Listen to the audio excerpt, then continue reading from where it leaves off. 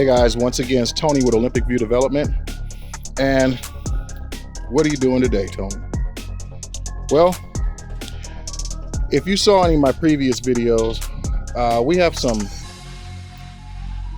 some tractors and land equipment and stuff like that. And last summer I rebuilt actually, the John Deere tractors that we had. And yeah, I've gotten to know those pretty good. So there's really not much I can do to those. I mean, they're at basic maintenance stage, you know, changing the oil and stuff like that. So I'm done with those. But back here in the graveyard section back here, we've got a Case Construction King 530 CK, an old C600 dump truck, and one I'm working on right here. It's been on my mind lately. This is a T66 Davis trencher, and it's been sitting back here for a while. The chain and everything is off. The chain's sitting over there in the grass somewhere. All the parts are here, but I've been thinking about clearing this area out back here because it's a part of the development that we got going.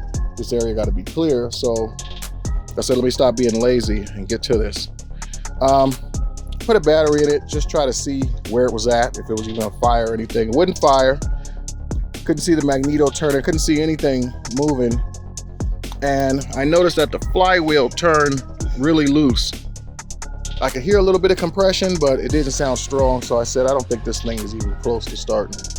So I took the head off, and I noticed that the valve, the exhaust valve and the intake valve are both stuck.